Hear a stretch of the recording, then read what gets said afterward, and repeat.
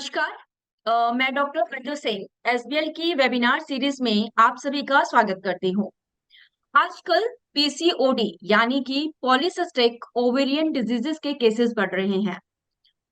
PCOD एक ऐसी condition है जिसमें ओवरीज कई इमेच्योर और पार्शियली मैच्योर एग्स को प्रोड्यूस करती हैं। ये खराब लाइफस्टाइल, मोटापा, स्ट्रेस और हार्मोनल इम्बैलेंस के कारण होता है। आइए आज पीसीओडी के बारे में पूरी जानकारी लेते हैं हमारे homeopathy expert doctor Deepak Sharma से। Doctor Deepak Sharma doctor Deepak Sharma orbit clinics के फाउंडर डायरेक्टर हैं। इसके साथ ही दिल्ली होम्योपैथिक मेडिकल एसोसिएशन के जनरल सेक्रेटरी हैं। इसके साथ world homeopathy awareness organisation USA के वाइस चेयरमैन हैं। इन्हें होम्योपैथी में 15 साल का एक्सपीरियंस है। His BHMS MD homeopathy PhD scholar. Sir, आपका एसबीएल की वेबिनार सीरीज में बहुत बहुत स्वागत है। बहुत बहुत सो धन्यवाद बिफोर डॉक्टर मंजू।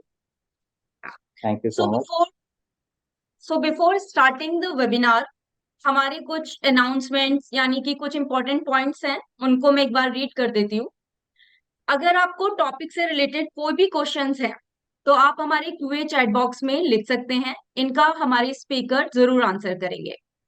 सेकंड, जितने भी अटेंडीज हैं उन सभी को ऑनलाइन सर्टिफिकेट दिया जाएगा। इसके लिए आप हमारी वेबसाइट पर वेबिनार के नेक्स्ट डे विजिट कर सकते हैं।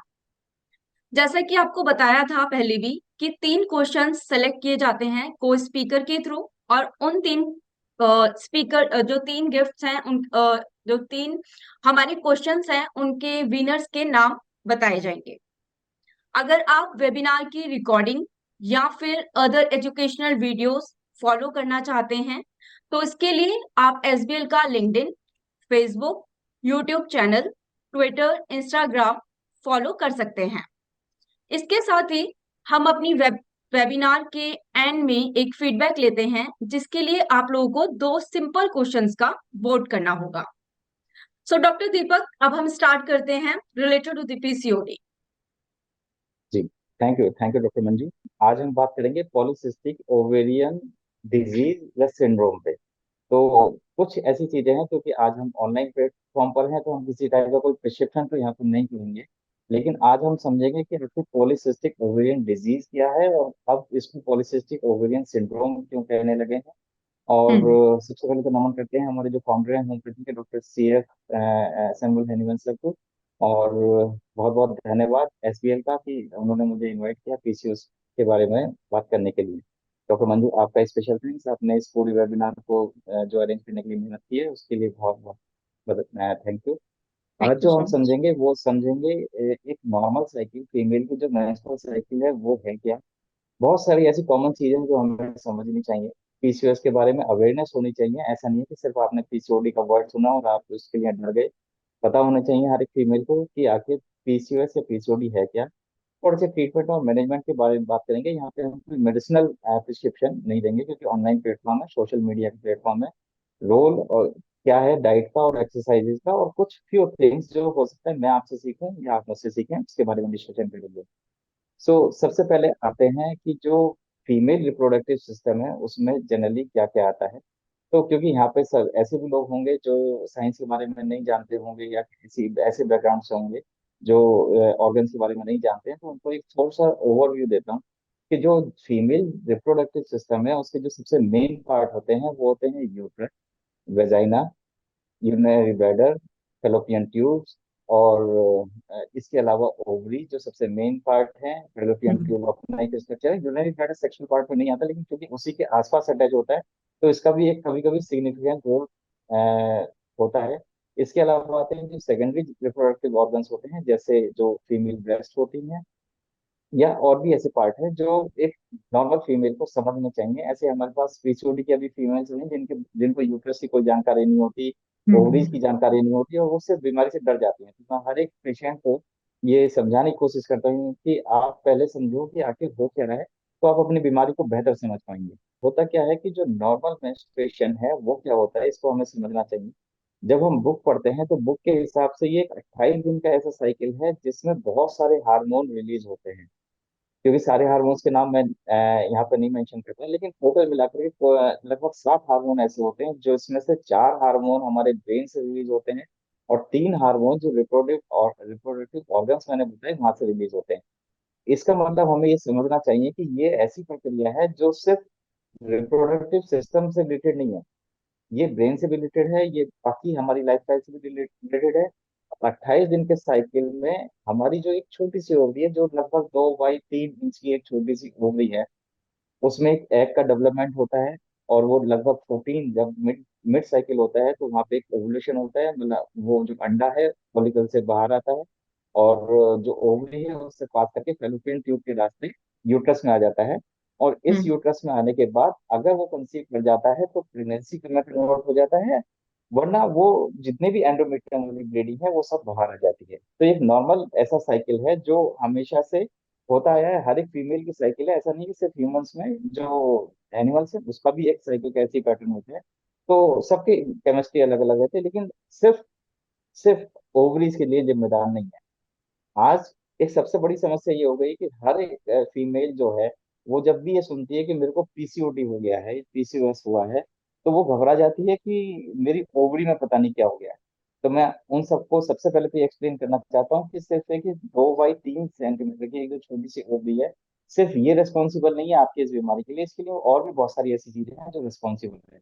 आपके ब्रेन के हार्मोन, आपकी लाइफस्टाइल, आपके डाइटरी फैक्टर्स, जिसके बारे में अभी हम बात करेंगे, आपकी एक्सरसाइज, ये सब कुछ इन्वॉल्व होता है। तो ये 28 डेज की जो साइकिल है ये एक बहुत कॉम्प्लेक्स साइकिल है, जिसकी कुछ बहुत सारी ऐसी केमिस्ट्री है जिसको समझने में अभी भी जो साइंस है वो शायद ना समझ पाई हो कि आखिर हो क्या रहा है। सिर्फ कुछ ही हार्मोन जो अभी आज तक हमें पता लगे हैं, जिसमें सबसे पहले एस्ट्रोजन होता है, फिर प्रोजेस्टेरोन है, फिर टेस्टोस्टेरोन है।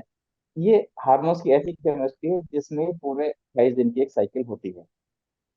यूजली होता क्या है, ये मैंने आपको एक ओवरी का स्ट्रक्चर दिखा रहा हूँ कि जो ओवरी होती है, जो आपको इसमें रेड कलर का दिखाई दे रहा होगा, ये फैलोपियन ट्यूब्स की एक फिम्बरीज है। और जो बाकी स्ट्रक्चर है जो लाइट पिंक कलर का है वो एक ओवरी है। तो होता क्या है कि एक छोटा सा जो साइकिल है वो शुरू होता है।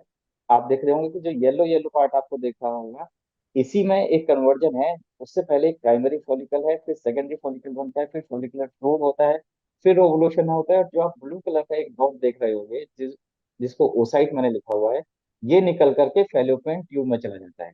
ये एक हम्म। नॉर्मल प्रक्रिया है। और जो इसका बाकी वेस्ट है वो ड्राई होकर के सूख जाता है। लेकिन होता क्या है कि जो पीसीओडी वाली जो समस्या है उसमें होता क्या है कि ये फॉलिकल रप्चर नहीं होता है। मतलब जो ये जो आप ब्लू कलर का एक सर्किल देख रहे हैं, ये जो ओसाइट रिलीज होकर के फेलोपियन ट्यूब में चला जाना था ये नहीं जाता है। जिसकी वजह से होता क्या है कि ये डबलिश टाइप का इकट्ठा होकर के एक पेरिफेरल्स में अरेंज होता रहता है। मतलब क्योंकि एक महीने में एक ओवरी से सिर्फ एक सिंगल ओसाइट ही डेवलप हो सकता है, ये एक नेचर की प्रक्रिया है, ये ईश्वर की बनाई हुई एक प्रक्रिया है जिसको अभी तक भी साइंस नहीं समझ सकती कि आखिर एक ही क्यों होता है। नॉर्मल साइकिल में हमेशा एक ही ओसाइट रिलीज होगा और एक ओवरी से एक ही बार, ऐसा नहीं है कि दोनों ओवरी से हो जाएंगे, ऐसे कम चांसेस होते हैं।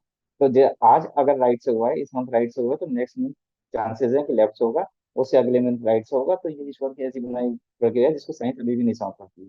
तो ये एक नॉर्मल प्रक्रिया है। अगर ये जो ब्लू कलर का जो सर्किल है, अगर ये फिलिपिन ट्यूब तक नहीं पहुंचा और ओवरी के अंदर ही रह गया, तो ये यहीं पे ही एक डबलिश पैदा कर देता है, जिसकी वजह से हम एक सिस्टिक प्रेजेंटेशन होता है। मैं अभी आपको दिखाऊंगा कि वो कैसे दिखता है।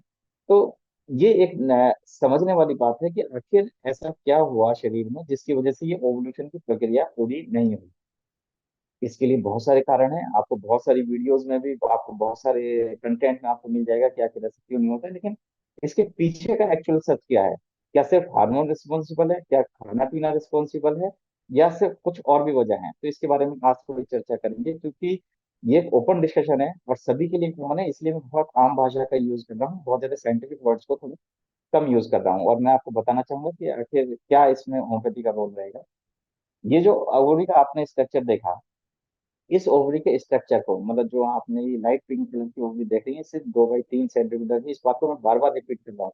कि हमारी ये लगभग 5.5 6 फुट की बॉडी में सिर्फ 2/3 की ओवरी को इतनी बड़ी एक बीमारी मिल गई, जिसका आज जिक्र होता है। अभी एक यहाँ पे एक पॉइंट यही तो क्लियर कर लेते हैं कि पॉलीसिस्टिक ओवेरियन डिजीज और पॉलीसिस्टिक ओवेरियन सिंड्रोम, इन दोनों में क्या फर्क होता है।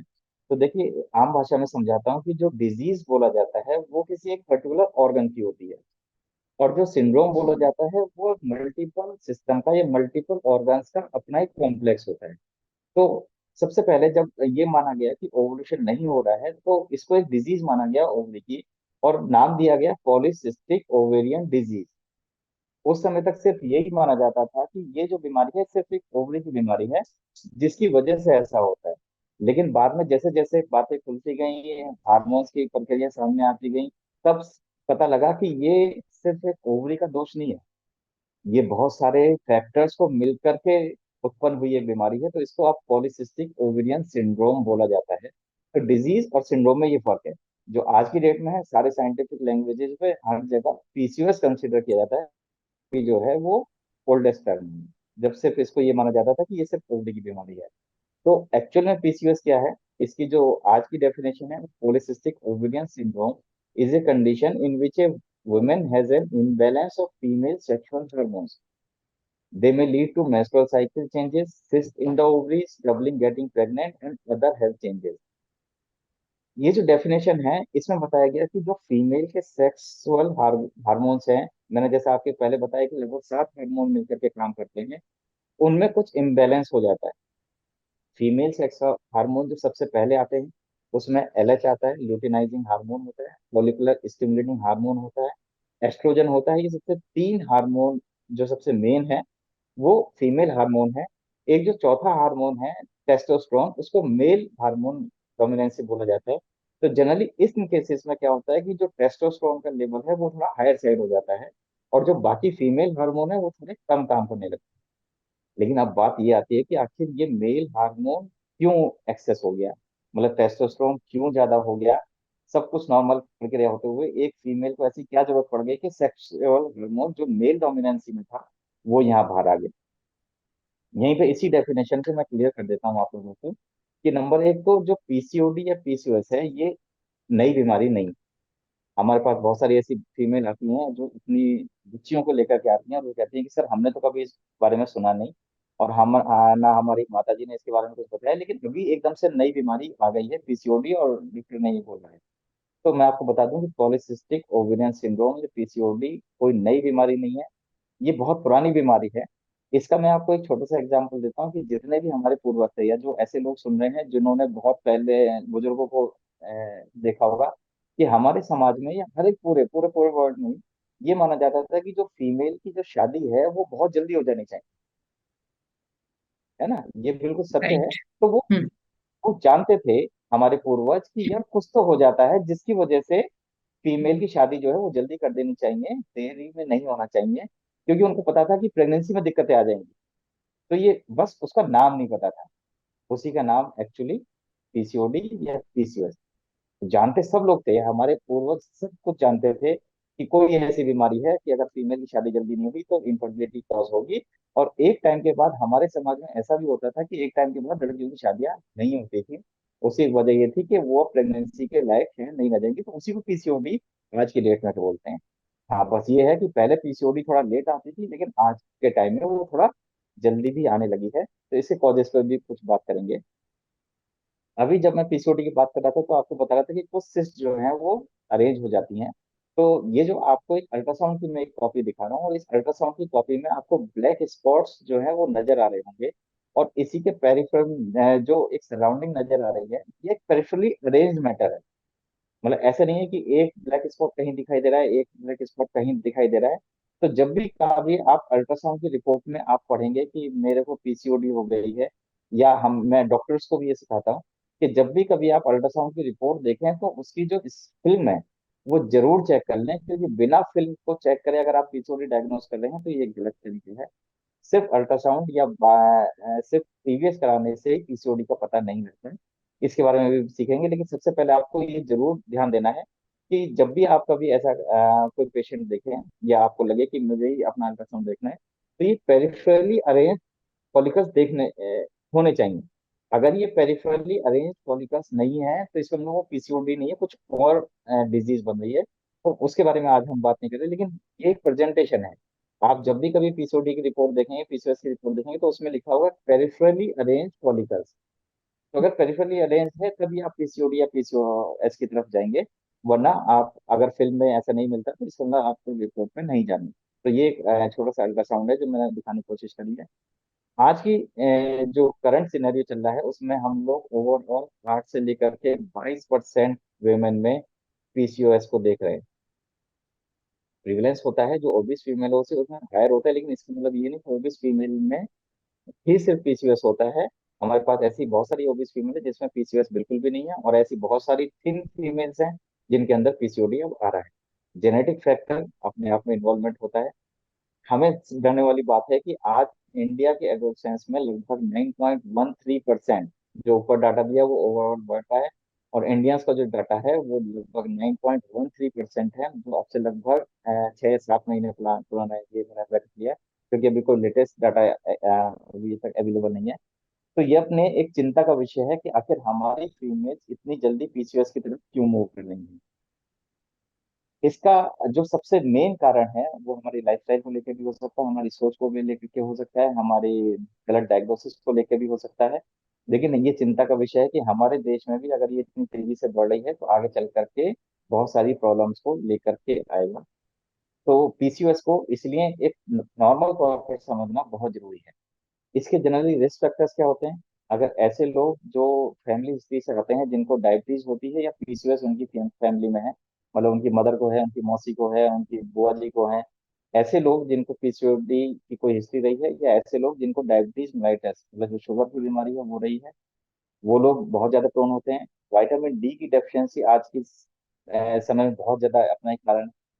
स्ट्रेस तो अपने आप में हर बीमारी का कारण है। तो मुझसे बहुत सारी फीमेल्स आके पूछते हैं कि डॉक्टर साहब ऐसी कौन सी स्ट्रेस ले ली मैंने जिसकी वजह से मेरे को पीसीओडी हो गई। तो ऐसी बहुत सारी स्ट्रेस होती हैं जिसके बारे में अभी जब सिंथेटिक मैनेजमेंट में बात आएगी तो हम बात करेंगे। ओबिसिटी पे मैंने क्वेश्चन मार्क लगाया हुआ है। आप जितने भी पीसीओएस को लेकर के वीडियोस देखते हैं, जितने भी आप लिटरेचर पढ़ते हैं, उसमें ओबिसिटी को सबसे मेन रिस्पॉन्सिबल माना गया है पीसीओएस के लिए।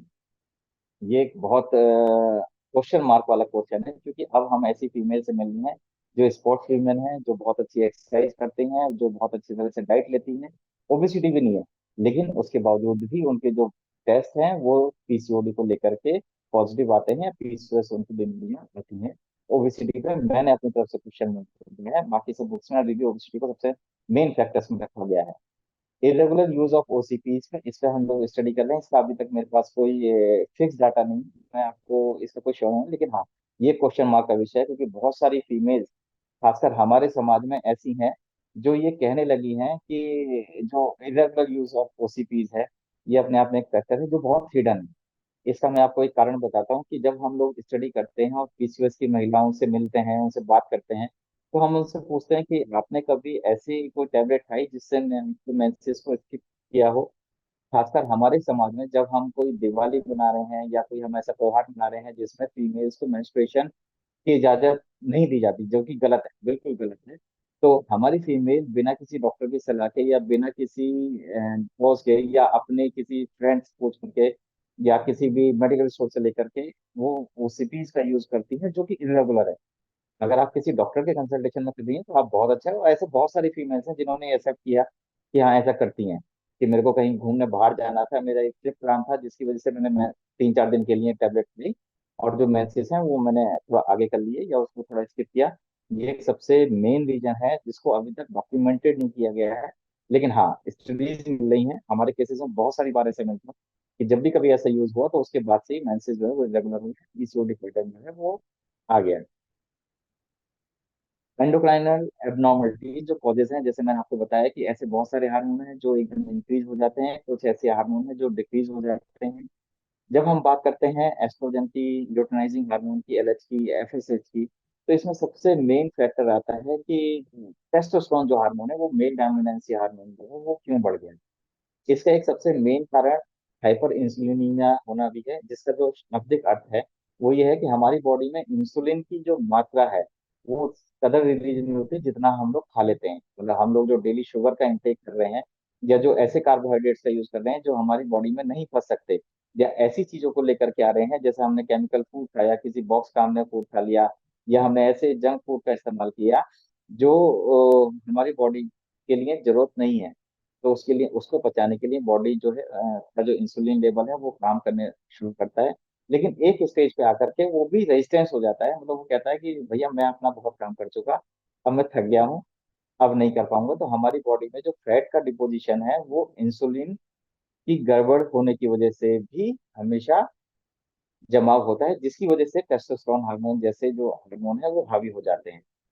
ये जो एचपीटी एक्सिस लिखा है, एचपीटी एक्सिस का मतलब है कि हाइपोथैलेमस, पिट्यूटरी और थायराइड एक्सिस, हमारी बॉडी में ये कुछ ग्लैंड्स हैं जो ये मिलकर के काम करती है। मैंने आपको पहले ही बताया कि पीसीओडी या पीसीओएस जो है वो एक बहुत कॉम्प्लेक्स स्ट्रक्चर है। सिर्फ बॉडी के एक हार्मोन को या सिर्फ एक ऑर्गन को हम रिस्पॉन्सिबल नहीं मान सकते, इसके लिए बहुत सारी केमिस्ट्री है जो पूरे 28 दिन के अंदर गवर्न होती है, जिसको फीमेल अलग अलग फेजेस में झेलती है और अलग अलग तरीके से काम करती है। वो किस दिन खुश है, किस दिन उसको गुस्सा ज्यादा आ रहा है, या ऐसे बहुत सारे फैक्टर हैं, या किसी दिन वो बहुत सैडनेस में है, किस दिन बहुत हैप्पीनेस में है। तो ये हमारा जो एचपीटी एक्सिस है, hypothalamus pituitary and thyroid axis, ये डिसाइड करता है कि जो फीमेल का एक्चुअल साइकिल है वो कब आएगा। तो यहाँ एक पूरा एक साइकिल है, क्योंकि साइंटिफिक भाषा बहुत ज्यादा है इसमें, तो इसलिए मैंने जो इसकी वो मैंने यहाँ से हटा दिए हैं, और एक छोटी सी आम भाषा में मैंने इसको समझाने की कोशिश करी है कि जो सबसे मेन हार्मोन है वो अब रिस्पॉन्सिबल माना जाता है जो इंसुलिन रेजिस्टेंस है, मतलब ऐसा हार्मोन जो आपकी शुगर को डिसॉल्व करता है। वो एक दिन थक जाता है और हमारी बॉडी में शुगर की मात्रा ज्यादा हो जाती है, डायबिटीज जैसी बीमारी होती है, या कोलेस्ट्रॉल जैसी चीजें ज्यादा हो जाती हैं, जिसकी वजह से मोटापा बढ़ता है और पीसीओडी जैसी बीमारियां हो जाती हैं। जब ये बात आती है कि इंसुलिन रेजिस्टेंस हो गया, हमने खाना उल्टा सीधा शुरू कर दिया, हमने अलग अलग चीजें खानी शुरू कर दी, और इंसुलिन रेजिस्टेंस भी आ गया, ओबिसिटी भी आ गया, लेकिन ऐसा एक्चुअली इस फीमेल ने किया क्या हुआ? ऐसा तो है नहीं कि उसने एकदम से खाना शुरू कर दिया। इसके पीछे एक बहुत बड़ी साइकोलॉजिकल फीलिंग्स है। वो है हमारा अपना एक समाज, और हमारे खाने का तरीका, और हमारी सैडनेस का एक तरीका। मैक्सिमम आजकल क्या हो गया है कि जब भी कभी हम पढ़ाई के लिए बैठते हैं, ऐसी बच्चियां जो पढ़ाई के लिए बैठती हैं, या कभी कहीं कोई कहीं ना कहीं है, तो हम लोग ऐसी चीजें खाने लगते हैं जो हमारी जीभ के लिए बहुत टेस्टी लगती हैं, लेकिन हमारे शरीर के लिए जरूरत नहीं है। मतलब जैसे आपने आमतौर पर किसी भी एक चिप्स का पैकेट ले लो, कोई एक बर्गर ले लो, तो जैसे ही हमने उसका एक बाइट लिया तो हमारी इच्छा करती है कि हम उसको और ज्यादा लें। ये वो केमिकल प्रोसेस हैं जो पीछे से हमें कहीं मिल रहे हैं, लेकिन हम उसके बारे में समझ नहीं रहे हैं। और हमने क्या करा, जिसकी हमें सिर्फ दो चिप्स की जरूरत थी, या हमें सिर्फ एक स्लाइस बर्गर की जरूरत थी, और हमने वो पूरा पूरा इंटेक कर लिया। तो ये हमारी बॉडी में जाकर के एक्सेस होता है, जो हम बॉडी के हार्मोन की केमिस्ट्री को चेंज करता है, जिसकी वजह से हाइपर इंसुलिनीमिया होता है, और फिर उसके बाद बहुत सारी बीमारी, सिर्फ एक पीसीओडी नहीं, और भी बहुत सारी बीमारियां हैं जो जन्म लेती हैं। तो इसका शाब्दिक अर्थ, मतलब अगर कंक्लूजन निकाले तो ये हो गया कि अगर आपको अपने पेट साफ रखेंगे, या अपनी जो केमिस्ट्री है उसको ठीक रखेंगे, तब भी आप पीसीओडी जैसी बीमारियों से बच जाएंगे, क्योंकि अब पीसीओएस को लाइफस्टाइल डिजीज में कन्वर्ट कर दिया गया है।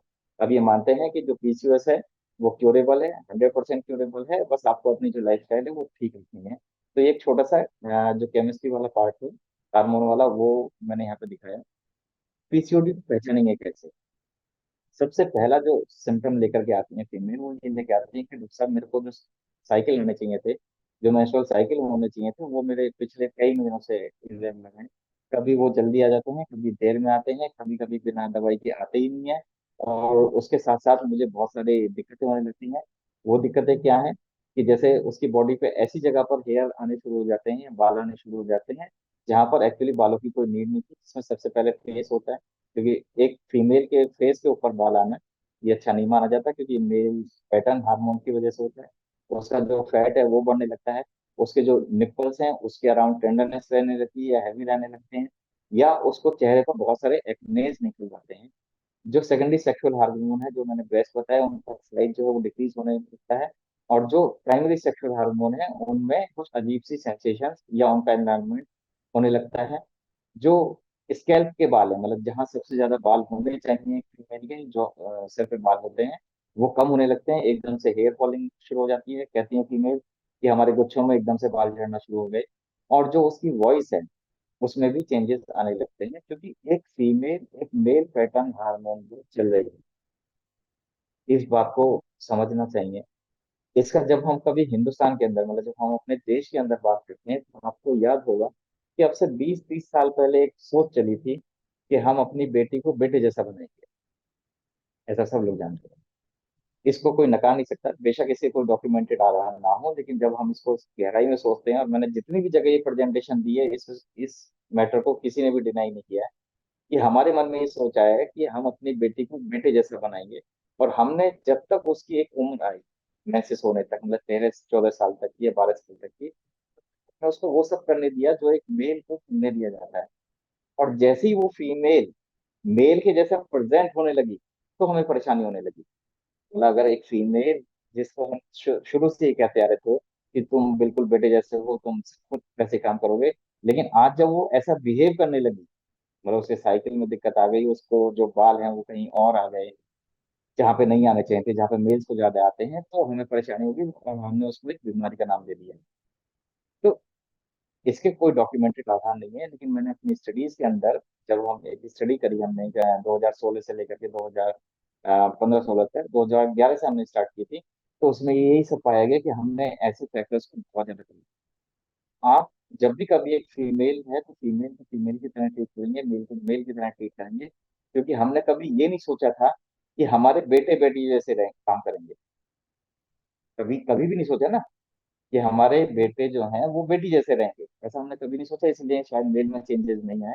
ये एक अलग फैक्टर है, लेकिन ये क्योंकि कॉमन है और मुझे लगता है कि ये सबको पता होना चाहिए, तो इस पे भी हमें सोच विचार करना है। इसका बाकी सब कोई मतलब ना ले या कोई दूसरा मतलब ना ले, इसलिए सिर्फ एक स्टडीज का पार्ट है। अदर चेंजेस जैसे मैंने बताया कि एक्ने हो जाते हैं, बहुत सारे ऐसे चेंजेस आने लगते हैं जो बॉडी में अनयूजुअल है। जैसे मैं आपको एक फोटो दिखाता हूँ कि ये एक बहुत कॉमन साइन है जिसको हम एक्नेंथिस निग्रिकेंस बोलते हैं। इसमें क्या होता है कि जितने भी फोल्ड्स होते हैं, जैसे नेक के अराउंड एक फोल्ड है और जो एक्जिला के अराउंड फोल्ड है, तो वो जो स्किन के फोल्ड हैं वो ब्लैकिश होने लग जाते हैं, स्किन थोड़ी थिक हो जाती है। ये इंसुलिन रेजिस्टेंस का सबसे पहला पॉइंट है और सबसे पहली निशानी है, जब यहाँ पे आपको पता लगता है कि हमारी बॉडी जो है वो ओबीस होती जा रही है और जो इंसुलिन रेजिस्टेंस है वो होती जा रही है। यही एक प्रीकर्सर है जो ये बताता है कि आप प्री डायबिटिक होने वाले हैं, मतलब आप डायबिटिक होने वाले हैं, या पीसीओडी जैसी समस्याओं को या ऐसी लाइफस्टाइल समस्याओं को लेकर के आने वाले हैं। तो अगर आपको ये डेवलप होना शुरू हो जाए, तो इसका मतलब आज से ही अपनी लाइफस्टाइल में चेंज लेकर के आइए और इस बीमारी से बचिए, क्योंकि अगर एक बार ये आ जाता है तो जनरली बहुत जल्दी से जाता नहीं, बहुत सारे ट्रीटमेंट के बाद भी। तो इसलिए इसको जितना जल्दी रोकेंगे उतना ही ज्यादा अच्छा है। इसका नाम मैंने आपको बता दिया कि इसका नाम है एक्नेंथिस निग्रिकेंस। ये एक प्री डायबिटिक स्टेज है जिसमें हाइपर इंसुलिनीमिया होने की वजह से स्किन के अंदर पोर्स और उसके अंदर जो डीप कलर्स हैं वो आ जाते हैं, और ये बहुत जल्दी से नहीं जाते हैं, इसलिए इसको जितनी जल्दी रोकेंगे उतना ही ज्यादा अच्छा है। एक दूसरी स्टेज भी आपने देखी होगी, ऐसे हमारे पास बहुत सारे लोग आते हैं जो मुझसे तय करके आते हैं। वो कहते हैं कि डॉक्टर साहब हमारे मुझसे होगा, होम्योपैथी तो इसके लिए बहुत मशहूर है, तो आप इसका इलाज करिए। लेकिन ये जो आप देख रहे हैं इस समय पिक्चर में, ये एक्चुअली मस्से नहीं है। मस्से जो होते हैं वो एक वायरस की इन्फेक्शन है, और जो अभी आप देख रहे हैं उसका जो पूरा नाम है, यह है डर्मेटोसिस पल्पोसा नाइगर। ये एक ऐसी चीज है, इनको हम शॉर्ट में डीपीएस भी बोलते हैं, जो स्किन के फोल्ड हैं। ये भी ऑलरेडी एक प्री डायबिटिक स्टेज है, या ऐसी चीजों को दर्शाते हैं, या तो ये जेनेटिक होंगे या फिर ऐसी डिजीज को लेकर के आएंगे जो लाइफस्टाइल से रिलेटेड है, जिसमें सबसे पहले डायबिटीज है, फिर या उसके बाद पीसीओडी फीमेल्स के अंदर, या ओबेसिटी। ये प्रिकर्सर हैं, जो दो चीज मैंने आपको दिखाई, ये सबसे मेन चीजें हैं जो प्रिकर्सर हैं, जो हमें बताती हैं कि आगे आने वाले टाइम में हमें इनमें से कोई एक बीमारी हो सकती है। जहां तक टेस्ट की बात आती है, तो कभी भी पीसीओएस या पीसीओडी के लिए कोई भी एक सिंगल टेस्ट जो है वो डायग्नोस्टिक क्राइटेरिया नहीं है। ये बहुत अच्छे से बात समझनी चाहिए।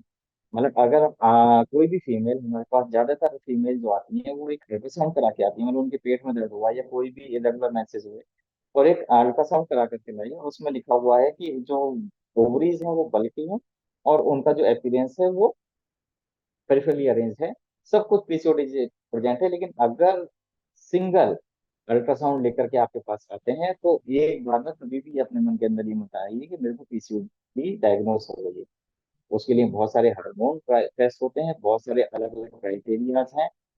सिंगल यूएसजी को, मतलब सिर्फ अल्ट्रासाउंड को एक डायग्नोस्टिक क्राइटेरिया पीसीओएस के लिए जनरली नहीं माना जाता है। जहां पर एमआरआई अवेलेबल है हम सीधे वहां पे एमआरआई कराते हैं। उसके साथ साथ कुछ हार्मोन की जांच भी होना बहुत जरूरी है, ताकि ये डायग्नोस कर पाए कि एक्चुअली पीसीओएस है या नहीं। ऐसी पीसीओएस की बहुत सारी महिलाएं हैं जिनको अल्ट्रासाउंड के अंदर पीसीओडी लिखा हुआ है, लेकिन ना तो उनके कभी साइकिल में प्रॉब्लम आई, ना उनको कोई और दिक्कत है, ना ही उनको ओबेसिटी है, लेकिन जो ओवरीज है वो बल्की है। तो इसके और भी बहुत सारे कारण हो सकते हैं। तो सिर्फ किसी एक सिंगल टेस्ट पे कभी भी रिलाई मत करिए। अगर एक सिंगल टेस्ट आपको रिलाई कर बताता है कि आपको पीसीओडी होती है, ये भी गलत है। जब तक आप सारी चीजें डायग्नोस न कर लें, प्रॉपर एक डॉक्टर की सलाह से आप डायग्नोसिस न करें, तब तक आप इसके फियर में या इसके डर में बिल्कुल भी नहीं। जो डायग्नोस्टिक क्राइटेरिया है वो अलग अलग है बिल्कुल। पेल्विक अल्ट्रासोनोग्राफी अभी भी सबसे हेल्पफुल मानी जाती है, लेकिन ये 20% से ज्यादा वुमेन में नॉर्मल आ जाती है। मतलब ये बिल्कुल गलत है कि सिर्फ एक अल्ट्रासाउंड के उस पर हम डायग्नोसिस बनाए। तो 20% ऐसे नॉर्मल हैं जो बिल्कुल नॉर्मल फीमेल है, लेकिन उनको जो ओवरीज है वो बल्कि मिलेंगी और पीसीओडी जैसी एविडेंस मिलेंगी। ट्रांसवेजाइनल सोनोग्राफी बिल्कुल अलग चीज है, लेकिन हमारे इंडिया के अंदर जो वर्जिन गर्ल्स हैं, मतलब जो अनमैरिड गर्ल्स हैं, उनके लिए ये बैन है। तो उनके लिए हम ट्रांसवेजाइनल सोनोग्राफी पे जनरली नहीं जा सकते। उनके लिए फिर एमआरआई क्राइटेरिया है। अगर फीमेल मैरिड है तो उसके लिए हम लोग टीवीएस के लिए प्रेफर करते हैं। विदाउट हार्मोन टेस्ट आप कभी भी पीसीओडी की परफेक्ट डायग्नोसिस नहीं बना सकते। नाउ अब इससे डरने की जरूरत क्या है? आखिर पीसीओएस ऐसा क्या हो गया जिससे इतना ज्यादा डर हो? तो इसका सबसे मेन जो कंसर्न है वो है इनफर्टिलिटी। क्योंकि पूरी महिला के अंदर जो भी मेंसेस होते हैं वो 12-13 साल की उम्र से लेकर के 40 साल की उम्र तक उसका सिर्फ एक ही काम होता है कि एक नेक्स्ट प्रोजेनी को जन्म दे। इसके अलावा मेंसेस का और कहीं भी कोई भी काम नहीं है। ये एक हार्मोनल साइकिल है जिसका काम है कि आगे की प्रोजेनी को फर्टिलिटी को करना। इसके अलावा जनरली इसका और कोई काम नहीं है। तो इसका सबसे मेन कॉम्प्लिकेशन जो है वो इनफर्टिलिटी है। मतलब हर एक को ये लगता है कि अगर मेरे को पीसीओडी होगी तो हाँ मेरे को बच्चे कैसे होंगे, ये सबसे मेन चीज है। दूसरा जो सबसे मेन इसका साइड इफेक्ट है वो है हाइपरटेंशन। फिर कॉम्प्लिकेशंस में आती हैं जैसे एंजाइटी और डिप्रेशन, इसका सबसे मेन फीचर है। सब लोग कहते हैं कि जो पीसीओएस है उसका जो कॉम्प्लिकेशन है वो है एंजाइटी और डिप्रेशन। मैं कहता हूँ कि एंजाइटी और डिप्रेशन पीसीओएस जैसी बीमारी को बना देती है, डायबिटीज जैसी बीमारी को बनाती है। तो ये एक वाइट वर्ड चीज है। मतलब आप एंजाइटी लेंगे, टेंशन लेंगे, जैसे मैंने पहले कहा, तो आपको पीसीओएस हो जाएगा। पीसीओएस हो जाएगा तो एंजाइटी डिप्रेशन भी जिसमें नहीं था उसमें भी आ जाएगा। तो डायबिटीज मेलिटस, स्लीप एप्निया, नींद में कोई दिक्कतें होनी, एंडोमेट्रियल कैंसर, एंडोमेट्रियोमा, ब्रेस्ट के कैंसर होना, ये कॉमन साइड इफेक्ट्स में से आते हैं जिनको पीसीओएस की कॉम्प्लिकेशन है। सबसे मेजर है इनफर्टिलिटी, जिसके बारे में बहुत डराया जाता है कि अगर आपको एक बार पीसीओएस हो गया तो आपको फर्टिलिटी नहीं होगी, जो थोड़ा गलत भी है। ऐसा नहीं है कि जिसको पीसीओएस है उसको बच्चे नहीं हो सकते, आराम से हो सकते हैं। बस उसके लिए ये डायग्नोस करना पड़ेगा कि आखिर दिक्कत कहाँ पर है। दूसरा, कि अब बात करते हैं कि ट्रीटमेंट प्लान में आखिर पीसीओएस का जब इतना कॉम्प्लेक्स है तो हम इसको कैसे चूज करेंगे। तो जो मेरी स्टडीज हैं उसके हिसाब से हमने चार चीजें हमने बनाई हुई हैं: medicinal treatment, dietary plan, exercise, counselling. इन चारों में से कोई भी तीन सेक्टर आप चुन लीजिए, इनके बिना आप ठीक नहीं हो पाएंगे। मतलब आप सोचे कि सिर्फ मैं डाइट प्लान से ठीक हो जाऊं, ऐसा नहीं है। मैं आप सोचेंगे सिर्फ मेडिसिनल ट्रीटमेंट से ठीक हो जाऊं, ऐसा नहीं है। आप सोचेंगे कि एक्सरसाइज से या सिर्फ काउंसलिंग से ठीक हो जाऊं, ऐसा नहीं है। इन चारों में से कोई तीन चीज आपको अडॉप्ट करनी पड़ेंगी। आप मेडिसिनल ट्रीटमेंट के साथ या तो डाइट और एक्सरसाइज को चुन लीजिए, या मेडिसिनल ट्रीटमेंट के साथ आप एक्सरसाइज और काउंसलिंग को चुन लीजिए। कोई तीन चीज जो है जो आपको बेहतर लगती है आप उसको चूज कर लीजिए, वरना पीसीओएस 100% क्योर अगर तीन चीज नहीं है तो शायद मुश्किल हो जाता है। हो जाते हैं लेकिन फिर भी मुश्किल हो जाता है। और इसकी जो क्योर होने की टेंडेंसी है वो इस बात पे भी डिपेंड करती है कि आप किसी भी अच्छे डॉक्टर के पास कब पहुंच रहे हैं। या तो आप 3-4 साल ऑलरेडी लेट कर चुके हैं, आपने कहा कि नहीं ठीक है हो जाएंगे सही। बहुत सारी माताएं कहती हैं अपनी बच्चियों को, तो हो जाता है कभी कभी 2-3 महीने के स्किप हो जाता है, तो आप डॉक्टर के पास नहीं जाते। तो आप जितना जल्दी डॉक्टर के पास पहुंचेंगे उतनी ज्यादा उसकी क्योर की टेंडेंसी बनी रहती है। बहुत सारी बुक ऐसा लिखती है कि पीसीओडी का कोई क्योर नहीं है, लेकिन ऐसा नहीं है। क्योर है, लेकिन बस आपको टाइमली वहां पहुंचना है। क्योंकि ऐसा नहीं हो सकता ना कि सब कुछ चीजें खराब हो जाएं और आप उसके बाद कहें कि अब मैं क्योर की तरफ भेज। तो क्योर की अपनी एक डेफिनेशंस होती हैं, ट्रीटमेंट की अपनी एक डेफिनेशंस होती हैं, और मैनेजमेंट की अपनी एक डेफिनेशंस होती हैं। तो आपको ये डिसाइड करना पड़ेगा कि आपको कब आपके पास मरीज आया या कब आप अपने डॉक्टर के पास जा रहे हैं। जहाँ तक होम्योपैथिक ट्रीटमेंट की बात करते हैं तो ये अलग चैप्टर है कि कुछ लोग क्लासिकल होम्योपैथी को मतलब जो पुराना तरीका है उसको फॉलो करते हैं, कुछ क्लिनिकल होम्योपैथी को यूज करते हैं। मेरा अपना मानना है कि आप कोई भी मेथड यूज करें, मतलब आप किसी भी डॉक्टर के पास जाएं, लेकिन सिर्फ होम्योपैथी यूज करें। सब मेथड अपने आप में अपनी एक कला रखते हैं, आप अपने आप को ठीक रखने की कोशिश करते हैं। कोई भी डॉक्टर, चाहे वो किसी भी टाइप की होम्योपैथी या कोई भी आपका ट्रीटमेंट कर रहे हैं, कोई भी ये नहीं चाहेगा कि आपकी बॉडी के अंदर कुछ और चीज खराब हो जाए। वो हमेशा चाहेगा कि आप ठीक रहो। सबकी अपनी अलग अलग पॉइंट पे अपनी अपनी एक सिग्निफिकेंस है। जहां तक होम्योपैथी की बात करते हैं तो ये एक सबसे बहुत प्राइम चीज है, जहां हम लेते हैं जिसमें एपिस मेलिफिका एक सबसे बढ़िया मेडिसिन आती है। ब्राइनिया एक अच्छी मेडिसिन आती है, क्योंकि ये मेरा अपना एक बनाया हुआ चार्ट है, और जब तक मैं इसको होम्योपैथिक डॉक्टर्स को या अपने स्टूडेंट्स को बताता हूँ, यहाँ क्योंकि हम लोग सभी लोग तुमने हो सकता है इनके बारे में ना सुना हो, तो ये अगर इसके बारे में आपको डिटेल में समझाऊं तो इसको शायद पूरा एक दिन लग जाए। तो जो कॉमन कॉमन मेडिसिन हैं उसमें एपिस, ब्राइनिया, इग्निशिया, नेटम्यूर, पल्सिला, सीपिया, सिलिशिया और लेकेसिन, इनको कैसे यूज करना है इनके बारे में मैंने एरोस के हिसाब से बताया हुआ है। और सिर्फ ऐसे भी बहुत सारे पेशेंट होते हैं जो इनमें से सिर्फ किसी एक ही मरीज पे दवाई से ठीक हो जाते हैं। भले जरूरी नहीं कि आपको ये दवाइयाँ लेनी है। ये बिल्कुल भी, मैं आपको पहले बता रहा हूँ कि यहाँ पे प्रिस्क्रिप्शन नहीं दे रहा हूँ। यहाँ पर आपको मेरी जो स्टडी का एक छोटा सा पार्ट है कि हमें कैसे मूवमेंट करनी है, ये सिर्फ एक होम्योपैथी समझ सकता है जिनको इन मेडिसिन की नॉलेज है। तो इनमें से कोई एक मेडिसिन को हमें चूज करना है और उस बीमारी को ठीक कर लेनी है। उसकी सबकी स्टेजेस अलग अलग। कुछ इनके अलावा दवाइयां हैं जैसे कैलकिरिया क्लास, लाइकोपोडियम, कैलकिरिया सब, ये एक बहुत बढ़िया मेडिसिन आती हैं जब हम क्लिनिकल बेस काम करते हैं, क्लिनिकल होम्योपैथी पे काम करते हैं। इसके अलावा और बहुत सारी दवाइयां हैं जैसे थूजा है, आयोडम है, जिनके अलग अलग सिम्टम्स हैं जो हम लोग प्रेजेंट करते हैं। और नेटम्यूर अपने आप में एक दवाई है जो मैंने मेरे चार्ट में भी आपने देखा होगा। सीपिया अपने आप में एक बहुत बेहतरीन दवाई है। प्रोसिल्ला है, एपिस है, सल्फर है, इनके डिस्क्रिप्शन हैं। ऐसे बहुत सारे क्लिनिकल बेस्ड हैं जिसमें अशोका सबसे पहले आती है। आपने ये प्लांट के बारे में आपने पहले भी सुना होगा, जो लोग आयुर्वेद से रिलेटेड हैं, ये यूनानी से रिलेटेड हैं, उनको अशोका के बारे में बहुत पहले से इसको यूज करते हैं। बहुत एंशियंट टाइम से अशोका की जो पत्तियां हैं उनको फीमेल्स यूज करती जा रही हैं।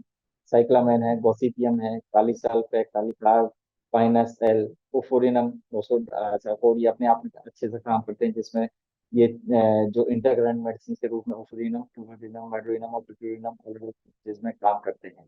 तो ये एक छोटा सा ट्रीटमेंट का पार्ट हो गया जो मेडिसिनल है। चलते हैं कि डाइट मैनेजमेंट में क्या करें। डाइट मैनेजमेंट में पीसीओडी या इंसुलिन रेजिस्टेंस से रिलेटेड जितनी भी बीमारी है, ये सिर्फ पीसीओएस की बात नहीं हो रही है, यहाँ पे डायबिटीज भी इंक्लूड हो रही है, यहाँ पे ओबिसिटी भी इंक्लूड हो रही है। तो इसमें सबसे पहले हम लोग जो अपने पेशेंट को बताते हैं उसमें मिल्क प्रोडक्ट्स और जो व्हीट के प्रोडक्ट्स हैं उनको हम बिल्कुल रेस्ट्रिक्ट कराते हैं, क्योंकि सबसे ज्यादा हार्मोन की जो गड़बड़ है, तो जो हार्मोन की गड़बड़ होते हैं वो आज की डेट में मिल्क प्रोडक्ट से होते हैं। ये एक अलग चैप्टर है, क्योंकि अगर मैं मिल्क को बोलने लगा तो कहीं मिल्क वाले में उस पर कोई ऑब्जेक्शन रखते हैं, इसलिए बस इतना ही बता दूं मिल्क प्रोडक्ट व्हीट जो है वो पीसीओडी, पीसीओएस या डायबिटीज ओबेसिटी में सबसे पहला मैनेजमेंट का पार्ट है जो हम लोग अपना प्रिस्क्राइब करते हैं। ऐसी डाइट जो लो ग्लाइसेमिक डाइट है, ऐसी डाइट हमें लेनी चाहिए। शुगर को बिल्कुल 100% अवॉइड करनी चाहिए। हाइपर इंसुलिनीमिया कॉजेज करने वाले जितने भी चीजें हैं वो सब अवॉइड करनी चाहिए। ज्यादा से ज्यादा हमें फ्रूट्स और रॉ वेजिटेबल्स पर रहना चाहिए। Flaxseed, almonds, avocado, olive oil, ये अलग अलग तरीके से यूज किए जा सकते हैं। इसमें से जो भी चीजें मैं बता रहा हूँ इसमें से बहुत सारे पेशेंट हमारे पास ऐसे भी हैं जिनको फ्लैक्सीड सूट नहीं कर रहे थे, जिनको लगता है कि मैं फ्रूट्स नहीं खाऊंगा, के लिए कुछ अलग चीजें प्लान कर लेते हैं। तो ऐसी डाइट जो ओमेगा 3 से रिच हो वो आप ले सकते हैं। और जितने भी जो पैकेज के फूड हैं वो सब थोड़ा कंट्रोल करिए।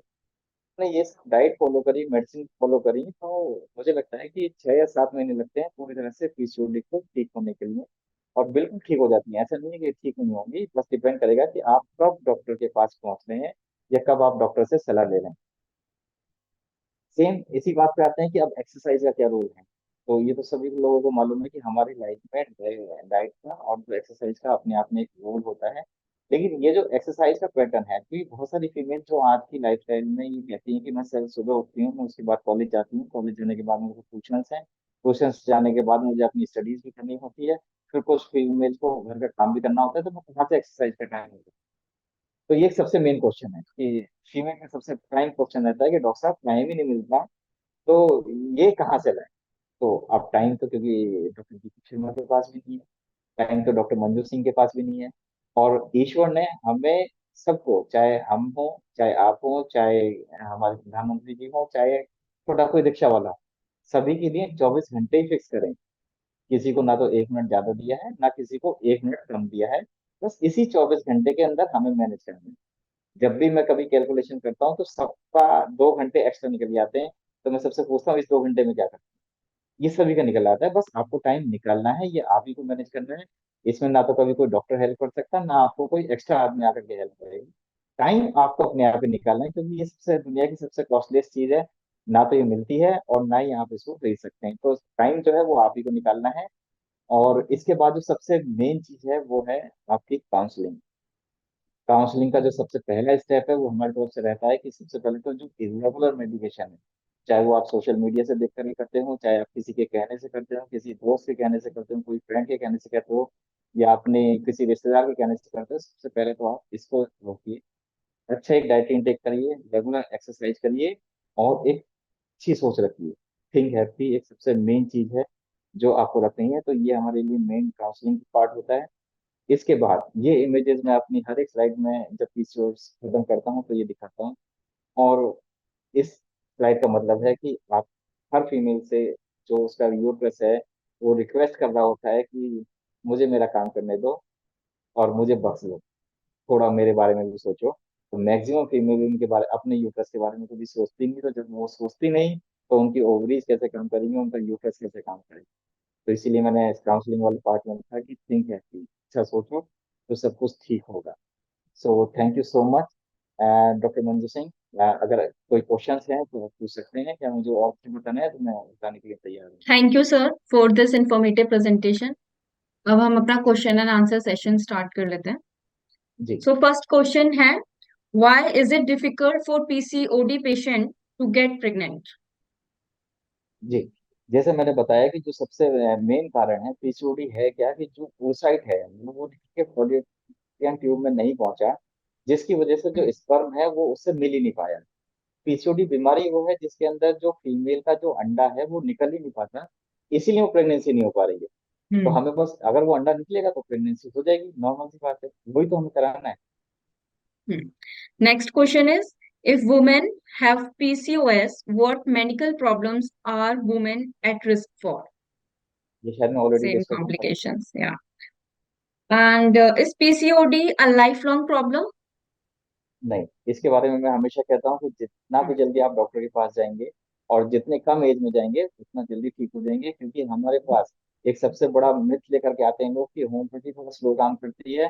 तो जब सब Right. कुछ कर लेते हैं, जब सब कुछ खराब कर लेते हैं, उसके बाद ये सोचते हैं कि अब होम्योपैथी बहुत जल्दी से ठीक मिलेगी। अगर आप सबसे पहले हमारे पास आएंगे, आप हमारे पास 2 घंटे का बुखार लेके आएंगे तो हम उसको 1 घंटे में उतारेंगे। लेकिन आप हमारे पास 2 साल की कोई चीज लेकर के आएंगे तो हमें थोड़ा सा टाइम चाहिए होता है। लेकिन ऐसा नहीं है कि पीसीओडी लाइफ लॉन्ग प्रॉब्लम है, अपने आप सॉल्व हो जाएगी। इसके बारे में ऑलरेडी मैंने डिस्कशन किया ही है sir. Next question is, what is difference between ovarian cyst and tumor?